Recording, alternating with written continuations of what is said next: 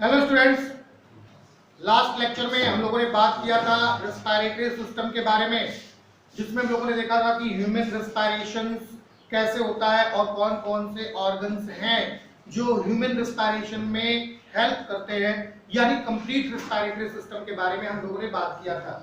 हम लोगों ने ये भी देखा था कि जो गैसेस एक्सचेंज होता है, इस गैसेस एक्सचेंज का मैकेनिज्म क्या है, कैसे गैसेस एक्सचेंज होता है, कैसे एक्सटर्नल एटमॉस्फेयर से ऑक्सीजन जो है वो लंग्स में आती है और लंग्स में स्टोर जो आई हुई कार्बन डाइऑक्साइड होती है from the different parts of the body shells, वो कैसे एटमॉस्फेयर में रिलीज हो जाती है। तो इन सारी चीजों के बारे में हम लोगों ने लास्ट लेक्चर में बात कर लिया था। आज के इस लेक्चर में हम लोग बात करने वाले हैं ट्रांसपोर्ट के बारे में। ट्रांसपोर्ट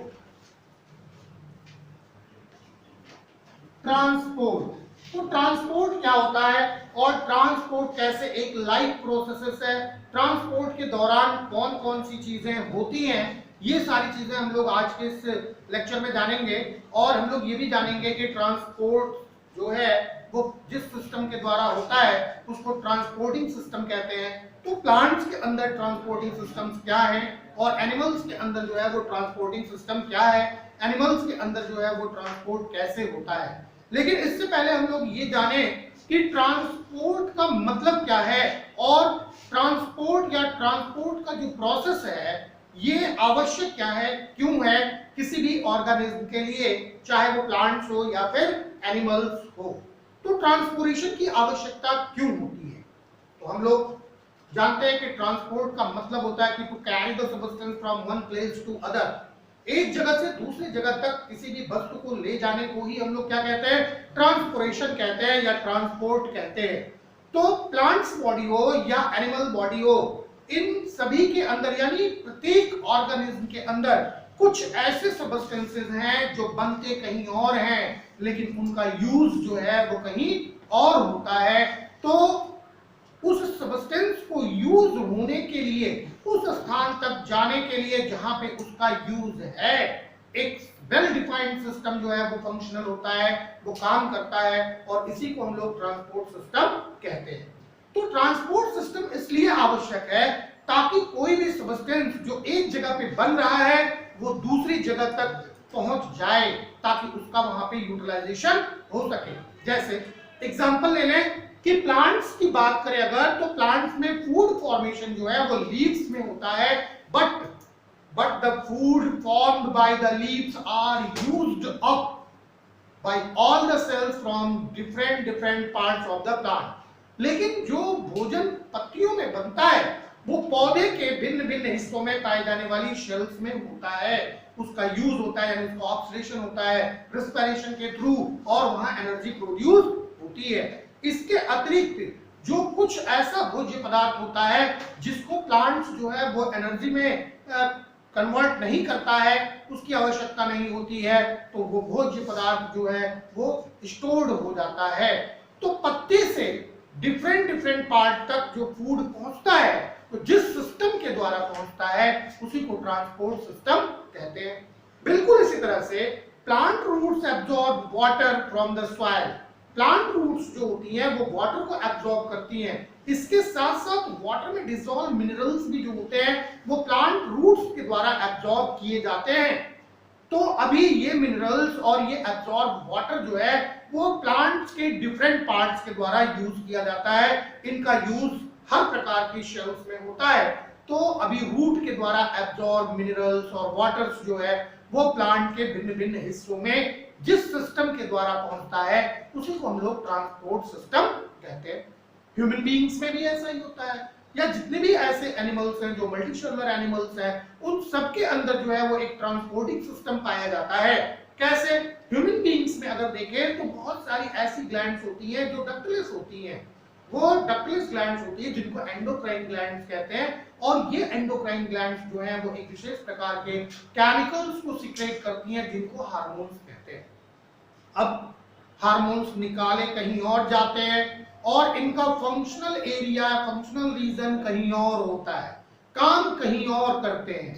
तो अभी जहां से निकाले जाते हैं वहां से और जिस जगह पे इनका फंक्शन होता है वहां तक पहुंचने के लिए या ले जाने के लिए जो सिस्टम एक्टिव होता है, जो सिस्टम इस कार्य को करवाता है, उसी को हम ट्रांसपोर्ट सिस्टम कहते हैं। तो ह्यूमन बीइंग्स की बात करें अगर, तो ह्यूमन बीइंग्स में ट्रांसपोर्ट सिस्टम जो है यानी ट्रांसपोर्टेशन का काम ब्लड के द्वारा करवाया जाता है, और इस ट्रांसपोर्टिंग सिस्टम को हम लोग सर्कुलेटरी सिस्टम के अंतर्गत पढ़ते हैं, जिसमें ब्लड जो है वो डिफरेंट डिफरेंट रीजन से सब्सटेंसेस को डिफरेंट डिफरेंट रीजन्स में ले जाता है। तो hormones are also conveyed by the flow of blood, blood के द्वारा जो है वो ब्लड के फ्लो के द्वारा जो है वो हार्मोन्स कन्वेड होते हैं। इसी तरह से फूड का डाइजेशन जो है वो स्टमक में और इंटेस्टाइन में होता है, और डाइजेस्टेड फूड जो है वो ब्लड में एसिमिलेट होता है, और ब्लड इस डाइजेस्टेड फूड को लेकर के सेल टू सेल जाता है, जहां पे माइटोकॉन्ड्रिया के अंदर ऑक्सीडेशन होता है और एनर्जी प्रोड्यूस होती है। तो blood carry the digested food from the by the absorption from the intestine to all parts of the body। शरीर के सभी हिस्सों में ये पहुंचाता है, शरीर के सभी सेल्स में ये डाइजेस्टेड फूड को पहुंचाता है। ऐसे ही ब्लड जो है वो बॉडी से बनने वाले वेस्ट मटेरियल को हर सेल से कलेक्ट करता है अपने अंदर, और वो कलेक्टेड ब्लड जो होता है उसको किडनी फिल्टर करती है, और फिल्टर करने के बाद जो वेस्ट मटेरियल सेपरेट आउट करती है, जिसको यूरिन कहते हैं, ये यूरिन यूरिथ्रा के थ्रू जो है वो शरीर से बाहर निकाल दिया जाता है। तो ब्लड जो है वो केवल फूड को, केवल हार्मोन्स को, या केवल यूजफुल मटेरियल्स को ही नहीं, बल्कि जो waste material different different processes के द्वारा बनते हैं, इन वेस्ट मटेरियल्स को भी क्या करता है, ट्रांसपोर्ट करता है, कैरी करता है, एक जगह से दूसरी जगह ले जाता है। तो एक जगह से दूसरी जगह तक ले जाने वाले जो प्रोसेसेस होते हैं उसी को हम क्या कहते हैं, ट्रांसपोर्ट सिस्टम कहते हैं। तो सबसे पहले हम लोग पढ़ेंगे ट्रांसपोर्टेशन प्लांट्स के अंदर कैसे होता है, कौन कौन से ऐसी चीजें हैं जो प्लांट्स के अंदर ट्रांसपोर्ट करने में मदद करती हैं। तो सबसे पहली चीज ट्रांसपोर्ट इन प्लांट्स। प्लांट्स के अंदर ट्रांसपोर्टेशन कैसे होता है? देखो, प्लांट्स के अंदर जो ट्रांसपोर्टेशन होता है वो केवल दो ही चीजों का होता है, दो ही चीजों का ट्रांसपोर्टेशन होता है। कौन कौन सी चीजें? पहली चीज तो होती है फूड, और दूसरी चीज क्या होती है, वाटर। प्लांट के अंदर ट्रांसपोर्टेशन केवल दो चीजों का होता है, फूड और वाटर। यानी प्लांट्स जो होते हैं वो फूड और वाटर को ट्रांसपोर्ट करते हैं। बात समझ में आ रही है? अब प्लांट के अंदर जब दो ही चीजों का ट्रांसपोर्टेशन होना है तो प्लांट के अंदर जो ट्रांसपोर्टिंग सिस्टम होता है वो मच इलाबोरेट नहीं होता है, ये लेस इलाबोरेट होता है, बहुत ज्यादा डेवलप्ड फॉर्म में नहीं होता है। Only two types of tissues are responsible to transport the materials in plant। Plant के अंदर मटेरियल्स को ट्रांसपोर्ट करने के लिए केवल दो प्रकार के टिश्यूज जो होते हैं वो रिस्पॉन्सिबल होते हैं। पहला क्या होता है, xylem, which transport the water absorbed by the root from the soil। जो सॉइल से वाटर एब्जॉर्ब करते हैं प्लांट रूट्स, इनको जाइलम ट्रांसपोर्ट करता है। And the food prepared in the leaves, जो भोजन पौधे की पत्तियों में बनते हैं, तो that food is transported by the phloem in different parts of the body. Body के, प्लांट बॉडी के डिफरेंट पार्ट्स में ये बनाया हुआ भोजन जो है वो फ्लोएम के द्वारा ट्रांसपोर्टेड होता है। तो phloem is responsible to carry the food prepared in the leaves in different parts of the plant. तो भोजन का जो संवहन होगा, भोजन का जो ट्रांसपोर्टेशन होता है वो फ्लोएम करते हैं, जबकि जल का जो ट्रांसपोर्टेशन होता है, जो जल का संवहन होता है वो जाइलम करते हैं। तो only two types of tissues, xylem और फ्लोएम क्या है, टिश्यूज है। क्लास 9 में आपने पढ़ा कि जाइलम जो है वो टिश्यूज है और फ्लोएम क्या है, वो भी टिश्यूज है। तो transportation in plants is carried out by two tissues known as xylem and phloem. अब एक और चीज देखनी है, हालांकि अभी हम लोग जब मैकेनिज्म पढ़ेंगे ट्रांसपोर्टेशन का तो उसमें ये चीज देखेंगे, लेकिन अभी यही जान लें कि जाइलम जो होता है वो वाटर को कन्वे करता है, और वाटर में बहुत सारे मिनरल्स जो होते हैं वो डिसॉल्व होते हैं। तो इसी फ्लो के द्वारा जो डिफरेंट मिनरल्स होते हैं वो भी डिफरेंट पार्ट्स में पहुंच जाते हैं, जहां पे इन मिनरल्स की आवश्यकता होती है वहां ये पहुंच जाते हैं। दूसरी चीज जो जाननी है कि फ्लो ऑफ वाटर या transportation of water through the xylem is unidirectional. ये केवल यूनिडायरेक्शनल होता है, ये हमेशा डाउनवर्ड से अपवर्ड डायरेक्शन में मूव करता है, यानी वाटर एब्जॉर्ब होता है रूट्स के द्वारा और ये ट्रांसपोर्ट होकर के प्लांट टिप्स तक पहुंच जाता है। तो तो plants use only 1% of total absorb water. Plant जो है वो केवल टोटल एब्जॉर्ब वाटर का 1% ही यूज करता है, and remaining all the waters will be thrown out into the atmosphere in the form of vapours by the process known as transpiration. बाकी जो excess water होता है, ये एक्सेस वाटर प्लांट्स जो है वो अपने बॉडी से बाहर निकाल देता है, वाटर वेपर्स के रूप में निकालता है, और जिस प्रोसेस के द्वारा निकालता है उसको हम क्या कहते हैं? ट्रांसपोरेशन। क्या कहते हैं? But the flow of food, लेकिन जो भोजन का ट्रांसपोरेशन होता है, भोजन का जो फ्लो होता है वो दोनों डायरेक्शंस में ही होता है। ये अपवर्ड भी होता है और डाउनवर्ड भी होता है, क्योंकि भोजन तो प्लांट लीव्स बनाती है ना। अब पत्तियों में जो भोजन बनेगा, फ्लोएम उस भोजन को ऊपर भी ले जाएगा और पौधे के नीचे की सेल्स में भी ले जाता है। तो ये चीजें याद रखिएगा कि जाइलम का जो ट्रांसपोरेशन होता है वो यूनिडायरेक्शनल होता है, जबकि फ्लोएम का जो ट्रांसपोरेशन होता है वो कैसा होता है? मल्टी डायरेक्शनल होता है, यानी सभी डायरेक्शंस में फ्लोएम जो है वो फूड को ट्रांसपोर्ट करता है। समझ में आ गई बात इतनी? तो the plant have two transport system. The plant have two, पौधे के अंदर दो क्या होते हैं? ट्रांसपोर्ट सिस्टम होते हैं। Two transport system, transport system. Plants के अंदर भी बहुत सारे हार्मोन्स बनते हैं जिनको हम लोग फाइटो हार्मोन्स कहते हैं। तो नेक्स्ट लेसन में हम लोग फाइटो हार्मोन्स के बारे में पढ़ेंगे। There are 4 kinds of hormones prepared by the plant which help to control and coordinate the plant body, जो प्लांट बॉडी को कंट्रोल और कोऑर्डिनेट करते हैं। But these hormones do not flow from one place to other, लेकिन ये hormones human beings या animals की तरह से एक जगह से दूसरी जगह मूव नहीं करते हैं। ये पर्टिकुलर जहां बनते हैं वहीं पे ये फंक्शनल होते हैं और वहीं ये काम करते हैं। तो इसीलिए प्लांट के ट्रांसपोर्टेशन में केवल और केवल दो ही ट्रांसपोर्ट सिस्टम होते हैं। सबसे पहला जो होता है वो कौन सा होता है? जाइलम। पहला कौन सा होगा? जाइलम। और दूसरा क्या होता है? फ्लोएम। जाइलम किसमें हेल्प करता है? Transport the water. जाइलम जो है वो वाटर को ट्रांसपोर्ट करता है, जबकि फ्लोएम किस चीज को ट्रांसपोर्ट करेगा? फ्लोएम ट्रांसपोर्ट करता है किसको? फूड को। फ्लोएम जो है वो भोजन को ट्रांसपोर्ट करता है। तो केवल दो तरह के टिश्यूज जो है वो इन्वॉल्व होते हैं प्लांट्स के अंदर ट्रांसपोर्टेशन में। पहला क्या होता है? जाइलम, और दूसरा क्या होता है? फ्लोएम। कितनी चीजें क्लियर हो गई? तो अगर हम लोगों को प्लांट के अंदर होने वाले ट्रांसपोर्ट की स्टडी करनी है तो सबसे इंपॉर्टेंट हो जाता है कि हम लोग जाइलम और फ्लोएम के बारे में पढ़ लें। जाइलम और फ्लोएम के स्ट्रक्चर्स क्या होती हैं, इन चीजों के बारे में पढ़ लें। तो हम लोग सबसे पहले पढ़ेंगे कि ट्रांसपोर्ट जो है वो जो जाइलम करता है वो वाटर का, जबकि फ्लोएम जो ट्रांसपोर्ट करता है वो किसका ट्रांसपोर्ट करता है? फूड का। तो सबसे पहले वाटर और मिनरल्स के ट्रांसपोर्ट की बात करते हैं। तो transport of water and minerals. Water और मिनरल्स का ट्रांसपोर्टेशन कैसे होता है? Transport of water and minerals. Water और मिनरल का ट्रांसपोर्टेशन कैसे होगा? समझ में आ रही बात ना? तो देखो, minerals are dissolved in the water, and water absorbed by the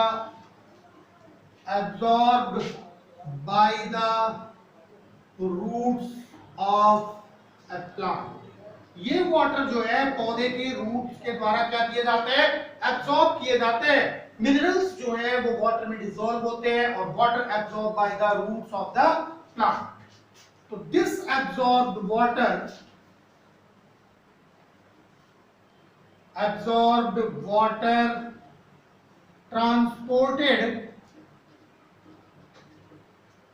transported in different shells by xylem। किसके द्वारा ये ट्रांसपोर्टेड किए जाते हैं? जाइलम के द्वारा। ये अब्सॉर्ब वाटर जो प्लांट रूट्स अब्सॉर्ब करती है, ये ट्रांसपोर्ट किए जाते हैं किसमें? प्लांट के डिफरेंट शेल्स में। और किसके द्वारा ट्रांसपोर्ट किए जाते हैं? जाइलम के द्वारा। तो जाइलम क्या चीज है? जाइलम कितनी चीजों से मिलकर के बना हुआ है? तो xylem is a special kind of tissues known as conducting tissues. Xylems जो होते हैं वो एक विशेष प्रकार के टिश्यूज होते हैं जिनको हम लोग कंडक्टिंग टिश्यूज कहते हैं, या जिनको हम लोग हिंदी में संवहनी ऊतक कहते हैं, which are responsible to transport the water and minerals, जो वाटर और मिनरल्स को ट्रांसपोर्ट करने में मदद करते हैं। तो इतनी चीजें क्लियर हो गई होंगी कि water and mineral dissolve, it move from roots of the plant to its leaves through the two kinds of elements of the xylem called xylem vessels and tracheids। जो वाटर के अंदर डिसॉल्व मिनरल्स होते हैं, ये minerals और water जो होंगे वो जाइलम के दो एलिमेंट्स के द्वारा, एक जाइलम वेसल्स और दूसरा ट्रैकियोइड्स के द्वारा ट्रांसपोर्टेड होते हैं। तो इतनी चीजें क्लियर हो गई होंगी। तो अभी हम लोग इस चीज को नोट कर लेंगे। क्या चीज नोट कर लेंगे? कि the water and mineral,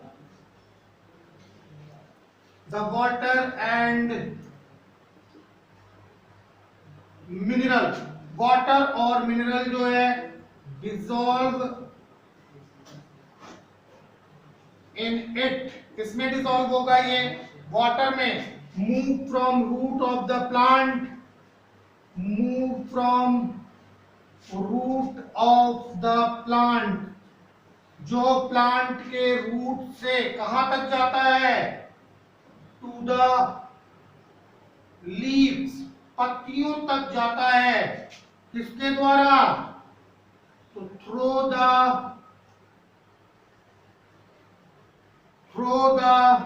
two kinds of element. किसके द्वारा? दो प्रकार के एलिमेंट्स के द्वारा। किसके? जाइलम के दो प्रकार के एलिमेंट्स के द्वारा। क्लास 9th में पढ़ा होगा आप लोगों ने कि जाइलम के अंदर जो है वो चार एलिमेंट्स पाए जाते हैं। कौन कौन से?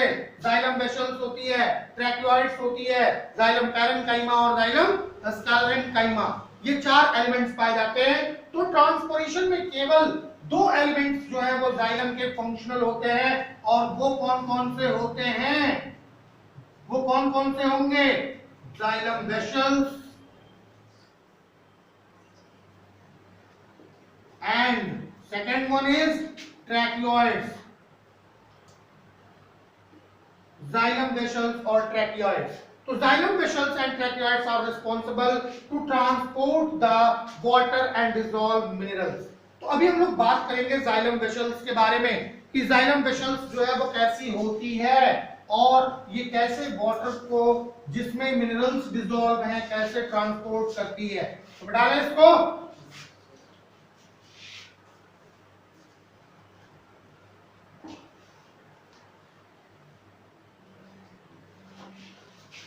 चलिए भाई मिटा लेते हैं। अभी हम लोग बात करेंगे जाइलम वेसल्स के बारे में। जाइलम वेसल्स, जाइलम वेसल्स क्या है? जाइलम वेसल्स किसे कहते हैं? तो xylem vessels is a non living, xylem vessels is a non-living long tube। Xylem vessels जो होती हैं वो एक नॉन लिविंग लॉन्ग ट्यूब होती हैं which runs like a drain pipe, which runs like a drain pipe, जो एक drain pipe की तरह से प्लांट्स के अंदर से होकर के गुजरती हैं। किसमें? Through the plants, through the plants. तो जाइलम वेसल्स क्या है? Xylem vessels is a non living long tube which runs like a drain pipe through the plant. अब ध्यान देने की बात क्या है कि xylem vessel is made of many hollow dead shells. जो जाइलम वेसल्स होती है वो किससे बनी होती है?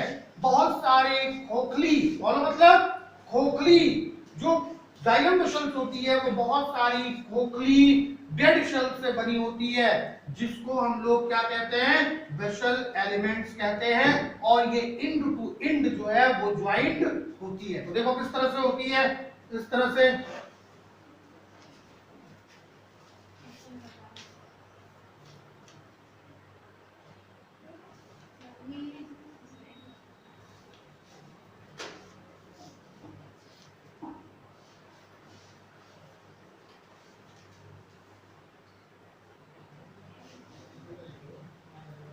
इस तरह से ऐसे जाइलम वेसल्स होती है जो एक ट्यूब लाइक स्ट्रक्चर बनाती है. क्या बनाती है? ट्यूब लाइक स्ट्रक्चर बनाती है. तो ध्यान रखना कि xylem vessels is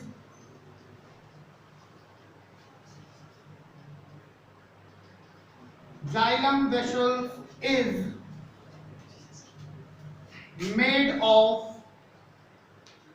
made of many hollow dead shells. ये बहुत सारी खोखली डेड शेल्स के द्वारा बनी होती हैं, जो ज्वाइंड होती हैं end to end. Joined end to end यानी एक सिरे से दूसरा सिरा जो होता है वो जुड़ा हुआ होता है. तो end walls of the cell have end walls of the cell have जो इंड वॉल होती है सेल की उस पे एक ब्रोकन डाउन, जो इंड वॉल होती है सेल्स की वो कैसी होती है? ब्रोकन डाउन होती है. Have broken down. Broken down, broken down का मतलब टूटी हुई होती है. सो ए लॉन्ग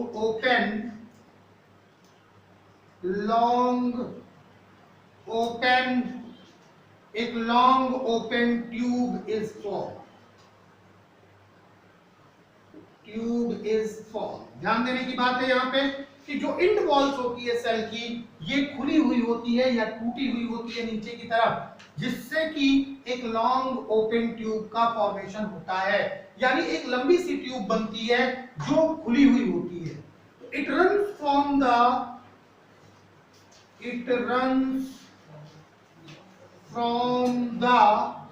ये कहां से कहां रन करती है? रूट से. It runs from the roots of the plant. Roots of plant right up, इधर की तरफ right up through the stem and reach the leaves. और ये पत्तियों तक पहुंच जाती है. Xylem vessels do not contains the cytoplasm. इस जाइलम वेसल्स के अंदर साइटोप्लाज्म नहीं पाया जाता है और ना ही न्यूक्लियाई पाई जाती है, क्योंकि ये डेड शेल्स होती हैं. तो डेड शेल्स के अंदर ना तो साइटोप्लाज्म होगा और ना ही क्या होगी? न्यूक्लियाई होगी. तो जो जाइलम वेसल्स की वॉल्स होती हैं ये सेलुलोज और लिग्निन से बनी होती हैं. तो जाइलम वेसल्स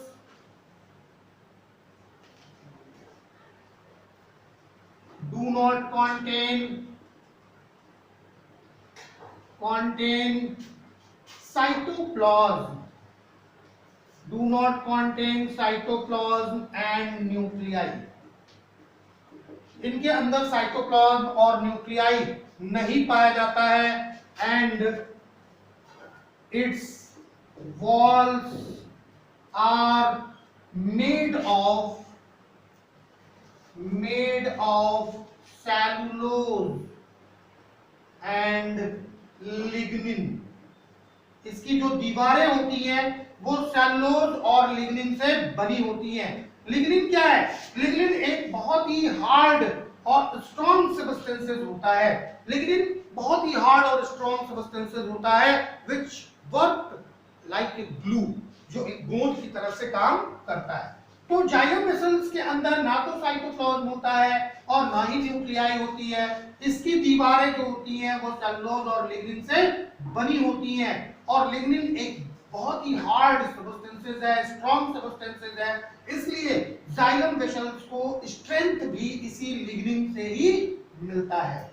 तो अभी जाइलम वेसल्स में छोटे छोटे छिद्र पाए जाते हैं इस तरह से, ये इनको क्या कहते हैं, पिट्स कहते हैं। और जो वाटर ऊपर ट्रांसपोर्ट होता है ये किस वजह से होता है वाटर ट्रांसपोर्टेशन, ये इनके अंदर एक सक्शन क्रिएट होता है, और सक्शन उस रीजन से क्रिएट होता है जिस रीजन में वाटर या मिनरल्स की कमी होती है। तो जिन सेल्स के अंदर वाटर और मिनरल्स की कमी होगी उसमें एक सक्शन क्रिएट होगा, और इस सक्शन की वजह से वाटर जो होगा वो ऊपर की तरफ क्या होता है, चढ़ता हुआ चला जाता है। जिस रीजन में वाटर नहीं होगा वहां का जो प्रेशर होता है वो कम होता है, वहां का जो प्रेशर होगा वो कम होगा, और due to low pressure the water present in this xylem vessels diffuse out, वो बाहर की तरफ निकल जाएगा, उस रीजन में पिट्स के द्वारा पहुंच जाएगा जहां पे वाटर की कमी हो रही है। तो इस चीज को और ज्यादा हम लोग एक्सप्लेन करेंगे जब हम लोग मैकेनिज्म पढ़ेंगे। तो अभी तो ये चीज थी कि जाइलम वेसल्स होती कैसी है। हम लोगों ने क्या पढ़ा कि जो ट्रांसपोर्टेशन होता है प्लांट्स के अंदर वो जाइलम और फ्लोएम के द्वारा होता है। जाइलम और फ्लोएम को हम लोग कंडक्टिंग टिश्यूज भी कहते हैं। जाइलम वाटर को ट्रांसपोर्ट करता है और फ्लोएम जो है वो फूड को ट्रांसपोर्ट करता है। जाइलम जो होता है वो रूट से अपवर्ड लीव्स तक चलता है। जाइलम जो है वो प्लांट के रूट से ऊपर की तरफ चलता है, और जाइलम के जो दो कंपोनेंट्स होते हैं, एक जाइलम वेसल और दूसरा ट्रैक्योइड, these two components of xylem are responsible for the transportation of water। ये चीजें हम लोगों ने पढ़ी। हम लोगों ने ये पढ़ा कि जाइलम वेसल्स जो है वो कैसी होती है, एक नॉन लिविंग सेल से बनी हुई लॉन्ग ट्यूब लाइक स्ट्रक्चर होता है जो एक ड्रेन पाइप की तरह प्लांट्स के अंदर से होके गुजरता है। जाइलम वेसल्स में बहुत सारी खोखली शेल्स होती है जो एक दूसरे से इंड टू इंड जो है वो जुड़ी हुई होती है, और जो इंड वॉल होती है सेल्स की ये ब्रोकन डाउन होती है, इसलिए ये एक लॉन्ग ओपन ट्यूब की तरह से काम करती है, और ये प्लांट के रूट से सीधे ऊपर की तरफ जाती है, स्टेम से होते हुए कहां पहुंच जाती है, लीव्स में पहुंच जाती है। जाइलम वेसल्स में कोई साइटोप्लाज्म और न्यूक्लियाई नहीं होता है। इस जाइलम वेसल्स की जो दीवारें होती हैं ये सेलुलोज और लिग्निन से बनी होती है। लिग्निन एक बहुत ही हार्ड और स्ट्रॉन्ग मटेरियल है जो इस जाइलम वेसल्स को स्ट्रेंथ भी देता है। लिग्निन में छोटे छोटे छिद्र होते हैं जिनको क्या कहते हैं, पिट्स, जिनके द्वारा वाटर जो है वो डिजायर्ड प्लेस तक पहुंचता रहता है। प्लांट्स में जिस हिस्से में वाटर की रिक्वायरमेंट होती है ये पिट्स के थ्रू वाटर सीप्स आउट हो जाता है और उस हिस्से में पहुंच जाता है। तो ये था आपका जाइलम वेसल्स। अब हम लोग बात करेंगे जाइलम के ट्रैक्योइड्स की, कि जाइलम ट्रैक्योइड्स क्या होता है। जाइलम ट्रैक्योइड्स किसे कहते हैं?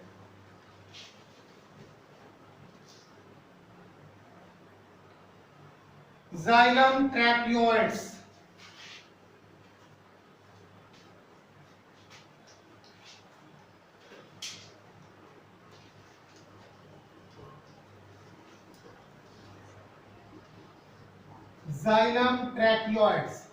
जाइलम ट्रैक्योइड्स क्या होते हैं? जाइलम ट्रैक्योइड्स किसे कहते हैं और ये वाटर के ट्रांसपोर्टेशन में क्या करते हैं? तो tracheids are long thin spindle shaped shells. Tracheids are long, thin, spindle-shaped shells। Xylem के जो ट्रैक्योइड्स होते हैं ये लंबे पतले स्पिंडल के आकार की शेल्स होती हैं with pits in their thick cell, with pits in their thick cells। इनकी थिक सेल्स में क्या बने होते हैं? पिट्स बने होते हैं। क्या बने होंगे? पिट्स। देखो इस तरह से होता है।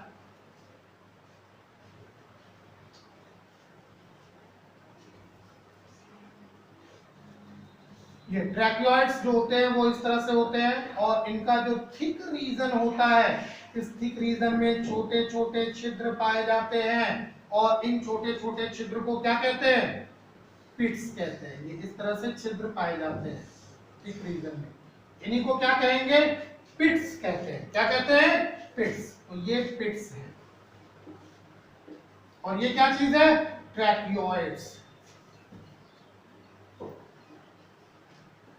ट्रैकियोइड्स तो क्या चीज है? ट्रैकियोइड्स एक long thick spindle shaped cells है जिसमें इसके थिक रीजन पर क्या पाए जाते हैं? छोटे छोटे छिद्र पाए जाते हैं जिनको क्या कहते हैं? पिट्स।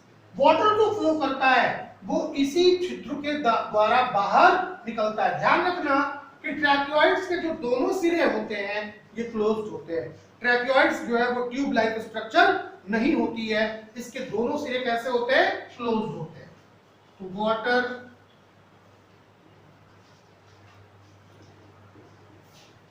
flows from these pits। Water जो होंगे वो फ्लो करते हैं इन्हीं पिट्स के द्वारा। Water flow from these pits। तो tracheids are also dead shells. Tracheids are also dead shells. Tracheids जो होती हैं ये भी क्या होती हैं? डेड शेल्स होती हैं और लिग्निफाइड सेल वॉल पाई जाती है। Dead cells and lignified cell walls, इनकी जो सेल वॉल्स होती है वो भी लिग्निफाइड होती है। मतलब लिग्निफाइड होने का मतलब क्या होता है? कि लिग्निन से बनी हुई सेल वॉल्स होती हैं, but they do not have open ends. But they do not have open ends। लेकिन इनमें कोई भी ओपन एंड्स नहीं होता है। ट्रैकियोइड्स जो है वो डेड शेल्स होती हैं, लिग्निफाइड सेल वॉल पाई जाती है, लेकिन इनके जो एंड्स होते हैं ये ओपन नहीं होते हैं, ये क्लोज्ड एंड्स होते हैं। ये इलोंगेटेड शेल है जिनके एंड्स जो है वो टेपरिंग होती है, यानी एंड्स पे जो होगा शेल वो कैसा होगा? तिरछा होगा। तो these are elongated shells having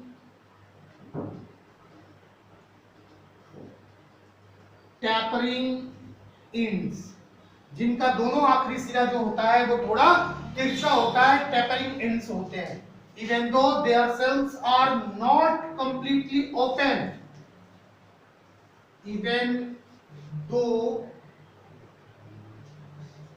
their cells are not completely open, हालांकि इनकी सेल्स जो है वो कंप्लीटली ओपन नहीं होती है। इनकी सेल्स जो है वो कंप्लीटली ओपन नहीं होती है, but the water flows through this and comes out from the pits। Water जो है वो इनके द्वारा फ्लो करता है और इसी पिट्स के द्वारा जो है वो बाहर आ जाता है। तो although all the plants have tracheids, they are the only water conducting tissues in non-flowering plant। हालांकि सभी प्रकार के पौधों के अंदर जो है वो ट्रैकियोइड्स पाया जाता है, लेकिन वाटर कंडक्टिंग टिश्यूज जो होते हैं वो ये केवल किसमें होते हैं? जो नॉन फ्लावरिंग प्लांट्स हैं, यानी ऐसे प्लांट्स जिसमें फूल नहीं लगते हैं, केवल उनके अंदर वाटर कंडक्शन का काम ये करते हैं। तो दो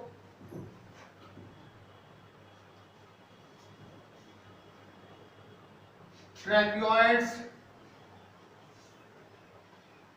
are present in all plants, हालांकि ट्रैक्योइड्स जो है वो सभी प्लांट्स में पाया जाता है, बट ओनली इन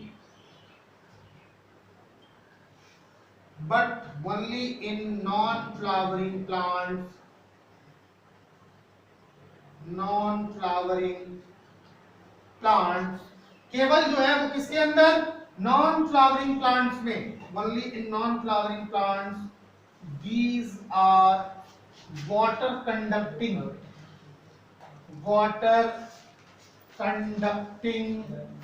टिश्यू, केवल जो है वो नॉन फ्लावरिंग प्लांट्स में ये वाटर कंडक्टिंग टिश्यूज होते हैं। तो इस तरह से जाइलम के दो कंपोनेंट्स होते हैं जो रिस्पॉन्सिबल होते हैं किसके लिए, वाटर को कंडक्ट करने के लिए। तो अभी हम लोग देख लें, एक फिगर ड्रॉ करेंगे जिसमें हम लोग देखेंगे कि कैसे जो है वो वाटर का एब्जॉर्प्शन होता है रूट्स के द्वारा, प्लांट के रूट्स के द्वारा, और कैसे वो डिफरेंट रीजन तक पहुंचता है, कैसे जाइलम जो है और जाइलम इस वाटर को रिसीव करता है और जाइलम डिफरेंट पार्ट्स में इसको पहुंचा देता है। तो मिटा लें इसको।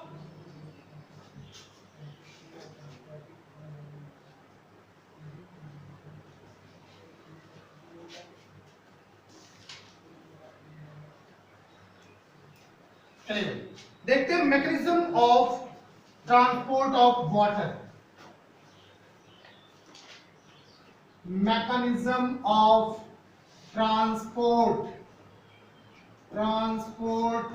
Of water. वाटर के ट्रांसपोर्ट का मैकेनिज्म क्या है, कैसे वाटर जो है वो ट्रांसपोर्टेड होता है। तो देखो सिंपली, सबसे पहले हम लोग जो रूट है, रूट का ट्रांसवर्स सेक्शन देखते हैं। ये रूट का ट्रांसवर्स सेक्शन है।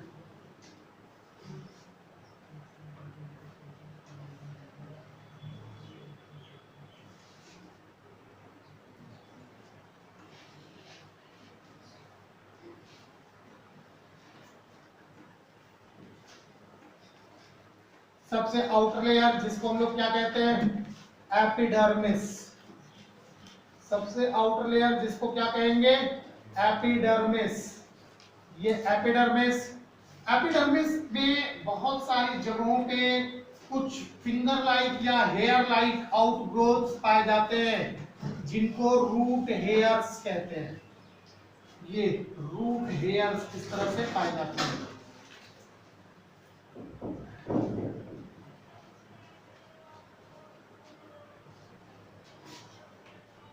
ये हेयर लाइक आउटग्रोथ होते हैं जिनको क्या कहते हैं, रूट हेयर। इस एपिडर्मिस की ऊपर एक वैक्सी सबस्टेंस की लेयर लगी होती है जो क्यूटिन नाम के पदार्थ से बनी होती है और जिसको क्यूटिकल कहते हैं। ये एक लेयर ऐसे लगी हुई होती है इस तरह से, ऐसे ये क्यूटिकल की लेयर होती है जो वाटर रेजिस्टेंट होती है। ये वाटर को जो है वो इस सेल्स को नुकसान नहीं पहुंचाने देती है। तो only root hairs are responsible to absorb the water from the soil.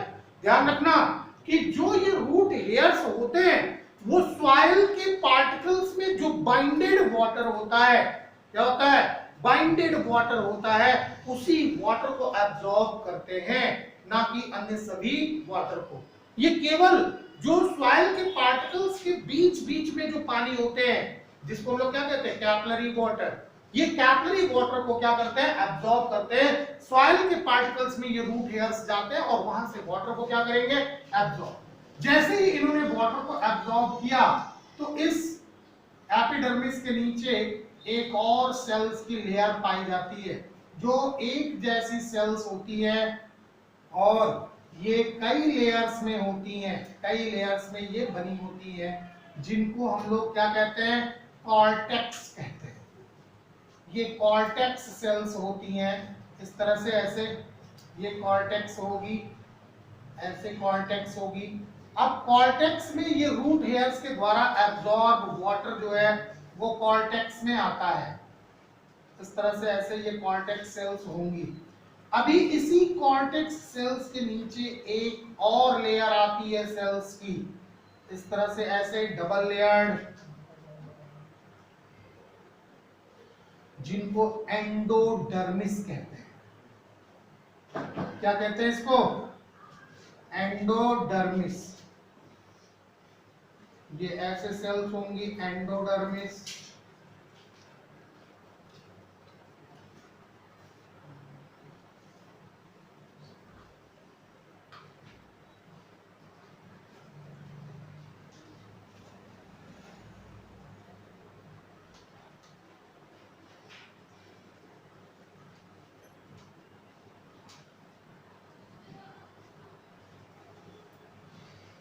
ये इस तरह से एंडोडर्मिस होती है।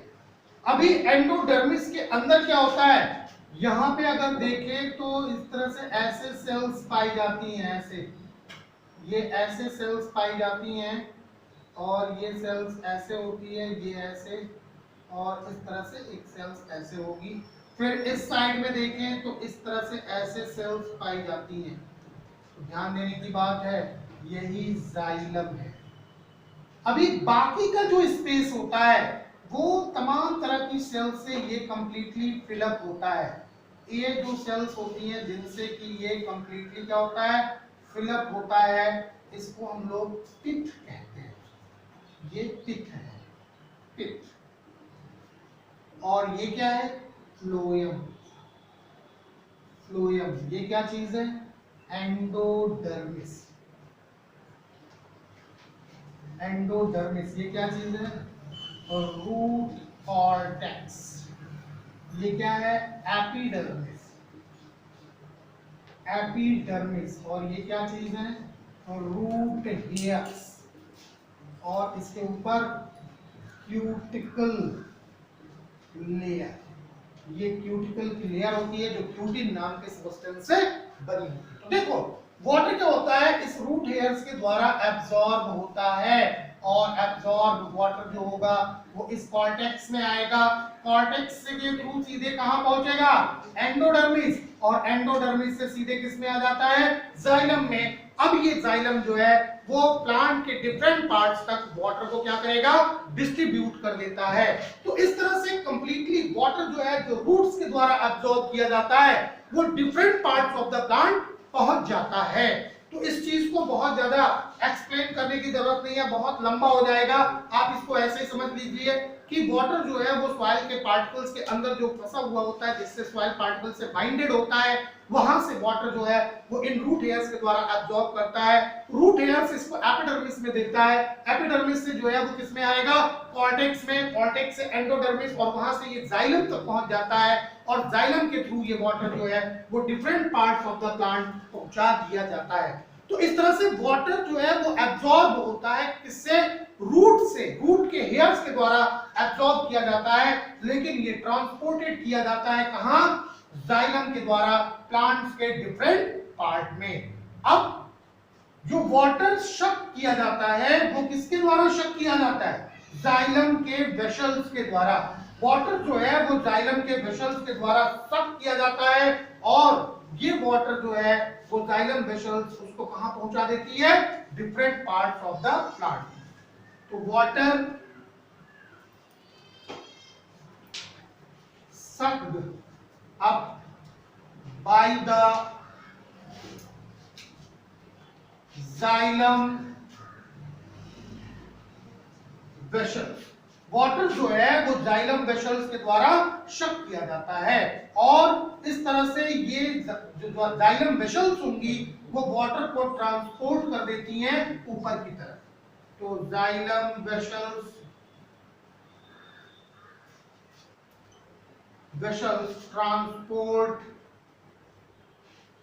transport this water in all parts of the plant।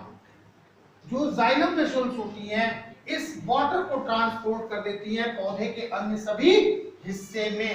ध्यान रखना कि वाटर का जो इवेपोरेशन होता है, कहां से, पत्तियों के द्वारा। देखो इसमें से जितना भी वाटर जाइलम ट्रांसपोर्ट करता है, हमने आपको बताया केवल 1% वाटर जो है वो प्लांट यूज करता है, बाकी सभी वाटर जो है वो प्लांट लीव्स के द्वारा बाहर निकाल दिया जाता है, और इस प्रोसेस को हम लोग क्या कहते हैं, ट्रांसपिरेशन कहते हैं, ट्रांसपायरेशन कहते हैं। तो ये था conduction of water through the xylem. अब हम लोग नेक्स्ट लेक्चर में बात करेंगे फ्लोएम के बारे में, कि फ्लोएम का स्ट्रक्चर क्या होता है, कैसे फ्लोएम जो है वो प्लांट लीव्स में बने हुए फूड को ट्रांसपोर्ट करता है। कौन कौन से फ्लोएम की जो शेल्स हैं, जो कंपेनियन सेल्स हैं, वो कैसे इनको जो है वो ट्रांसपोर्टेशन में मदद करती हैं, सीड ट्यूब्स का क्या काम होता है, इन सारी चीजों के बारे में हम लोग नेक्स्ट लेक्चर में बात करेंगे। और फिर हम लोग बात करेंगे कि ट्रांसपोर्ट इन एनिमल्स, जिसमें ह्यूमन सर्कुलेटरी सिस्टम के बारे में पढ़ेंगे। तो तब तक आप लोग इन सारी चीजों को नोट करिए, ये फिगर ड्रॉ करिएगा, इसके थ्रू आप इस चीज को देखिएगा कि कैसे जो है वो वाटर रूट हेयर्स एब्जॉर्ब करते हैं और उनको ट्रांसपोर्ट करते हैं। तो फिर हम लोग मिलते हैं नेक्स्ट लेक्चर में।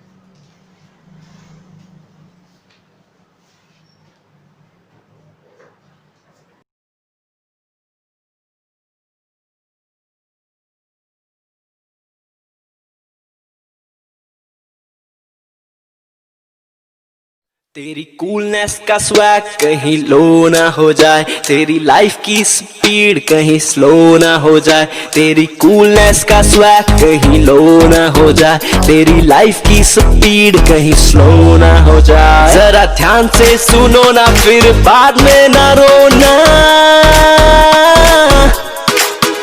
थोड़ी केयर तो करो ना, हाथ अच्छे से धोना, लेट्स रोको कोरोना, थोड़ी केयर तो